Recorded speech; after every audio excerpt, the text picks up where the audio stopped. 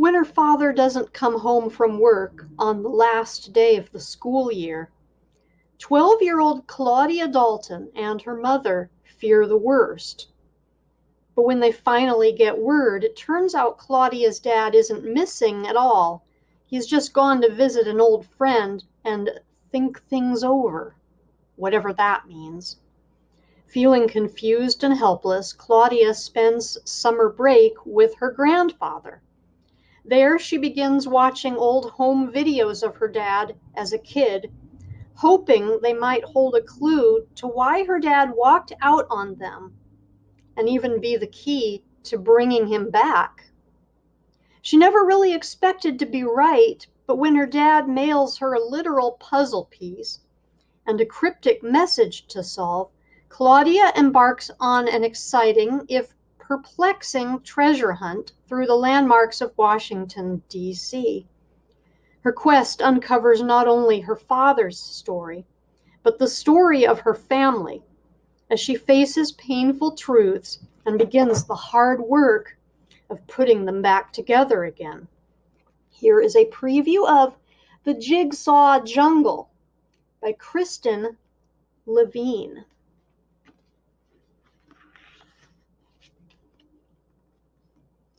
I used to think that life was like a puzzle, and if I was organized and worked really hard, I could make all the pieces fit neatly together. Turns out, I was wrong. The scrapbook tells the story of how I learned that. It's full of emails and phone conversations, receipts and flyers, transcripts of old home movies that I typed up.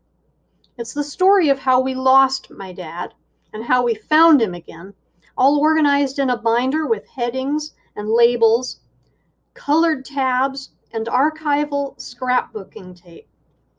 Because, if you ask me, there's nothing like a good list to make you feel calm and in control. Guess I'm just weird that way. I needed to put this all in one place to see how the clues and pieces all came together to reveal the truth about me and my family. And if there's only one thing you learn about me from this collection of documents, and I hope there's not just one, but if there is just one, it's this. I really do love a good puzzle. Signed, Claudia Dalton. From Jeffrey Dalton, Jeff Dalton 327 at gmail.com. Date, Friday, June 26, 2015. 4:55 p.m. EST. 2. Claudia Dalton, Claudia Dalton 195 at gmail.com. Jennifer Dalton, Jenny Dalton 431 at gmail.com. Subject, will be home late. My favorite girls, something came up while I was at work. Not quite sure when I'll be home. Don't wait up. Love you both. Dad.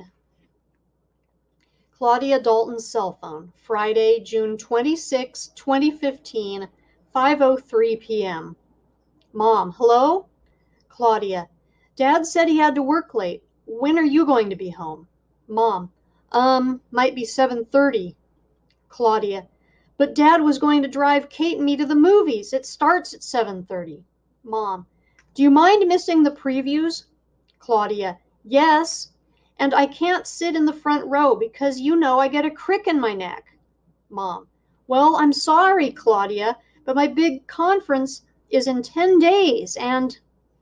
Why can't Dad take you? I thought this was his last teacher work day before summer vacation. Claudia, I don't know. He just emailed that something came up. Mom, maybe Kate's mom can take you? Claudia, she has a project she's trying to finish before she goes on maternity leave. Mom, that's right. When's the baby due? Claudia, couple of weeks. Mom, give her my best. Claudia, okay, but what about the movies? Mom, I can pick you up afterward, but... Claudia, it's fine, Mom. We'll walk. Mom. Sorry, sweetie. Text me when you're done. Claudia. Will do. Mom. Love you. Claudia. Love you too. Bye. Claudia Dalton's cell phone, Friday, June 26, 2015, 5:11 p.m. Messaging chat with Kate. Hey, BFF? Sup. Itsy bitsy change in plans. What?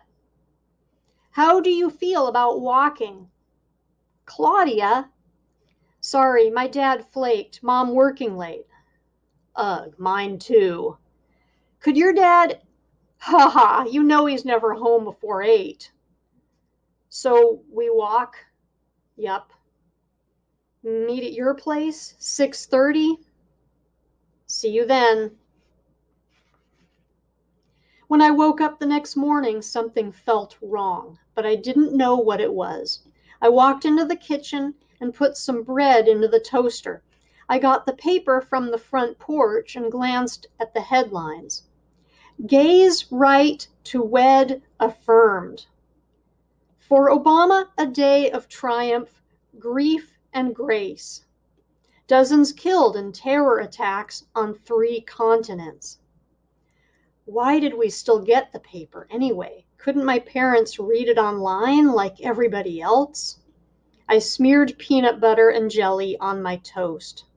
And then I saw it, my father's favorite mug, the one he used for tea every morning, sitting on the counter, clean and untouched. From Claudia Dalton. Date, Saturday, June 27, 2015, 10:30 a.m. EST. To Jeffrey Dalton.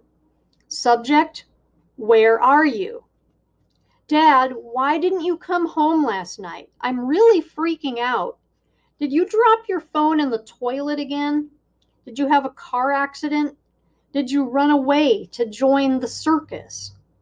Mom says she's sure there's some really lame, normal explanation, like maybe you went bowling with the young teachers from school and had too many beers and decided to crash on someone's couch, and you thought you'd texted us, but there was no signal in the bowling alley, and you didn't notice the message had failed to send, even though I've shown you about 500 times how to check it.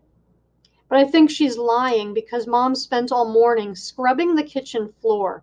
You know Mom, unless we're having a party, she only cleans when she's angry or nervous. Anyway, call us. Love, Claudia. Claudia Dalton's cell phone, Saturday, June 27, 2015, 2:14 p.m. Mom, hello? Claudia, Mom, has he called? Mom, no. Are you still at the pool with Kate? Claudia, yeah, they invited me to stay for dinner too. Mom, okay, that's fine. Claudia, have you called the police yet? Mom, yes, Claudia. They said we have to wait 24 hours before filling out a missing persons report. Claudia, oh.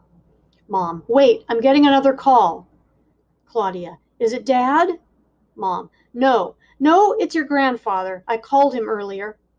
Claudia, that means you think it is serious. Mom, I'm just covering all the bases. Claudia, but Mom, I'll let you know if I hear anything. I gotta go. Jenny Dalton's cell phone, Saturday, June 27, 2015, 2:16 p.m. Mom, have you heard anything, Walter? Papa, no, I was just checking in with you. Mom, oh. Papa, this is so strange. Was Jeff having any problems? Mom, no. Papa, you don't sound certain. Mom, well, he was acting a little distant lately, but I thought that was because of Lily. I thought it was normal. Papa, grief is normal. Disappearing is not. Mom, I know. I need to call some more friends and... Papa, let me know if you hear anything. Mom, I will.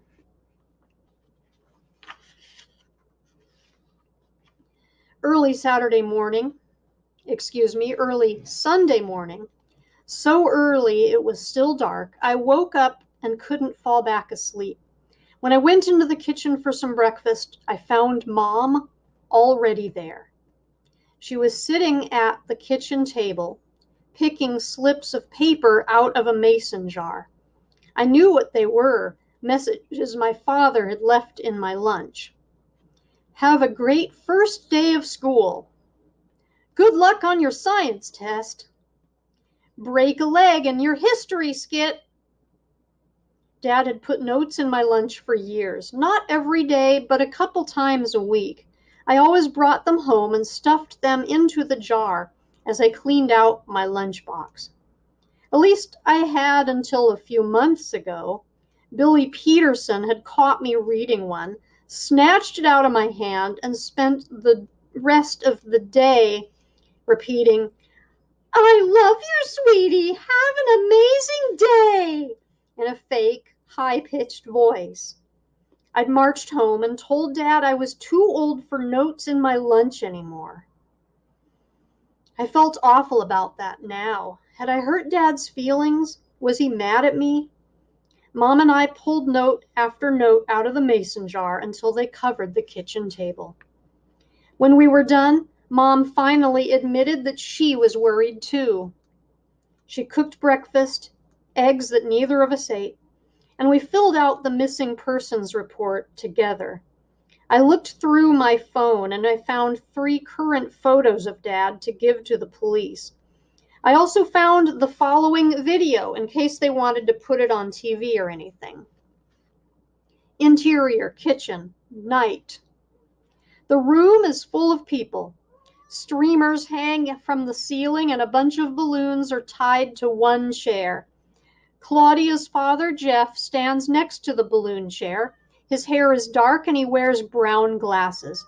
He has on a blue dress shirt, khaki pants, and a novelty math tie. Jeff is chatting with Kate and her mom, Mrs. Anderson. Kate wears a silly hat with candles, which she takes off and puts on Jeff's head. Her mother wears a dark blue maternity dress that clings to her belly. Jenny, off screen. Time for cake. The lights suddenly go out. Claudia's mother carries a beautifully decorated round cake with 2 number candles, 4 and 1, on the top. She looks as if she's come straight from work. She has dark blonde, shoulder-length hair and is wearing a silk blouse and a pencil skirt. Everyone starts to sing. Jeff smiles patiently until they're done. Then he closes his eyes for a moment, making a wish. He opens his eyes and blows out the candles. Everyone cheers. Jenny leans over and gives him a kiss. Jenny continued, Happy birthday, sweetie. It was strange to see my father on the video. I couldn't help thinking that if I walked out of the kitchen and into the living room, my father would be there reading the paper. There were no other videos of my father on my phone, just a few clips of Kate and me and a couple of other girls from school at a sleepover, lip-syncing to songs and trying out crazy hairdos. I told Mom we needed to get out our home movies. The clip was kind of dark and a little blurry for television, but she said Dad had taken most of our videos to his parents' house when Nana was sick. She'd felt too bad from the chemo to do much except lie on the couch, and watching videos of me always cheered her up. Mom promised to see what else she could find, but I still felt disappointed. I wanted to see those videos now. I wanted more notes in my lunch. I wanted to see my father again, even if it was only for a moment on a screen. And this has been a preview of The Jigsaw Jungle.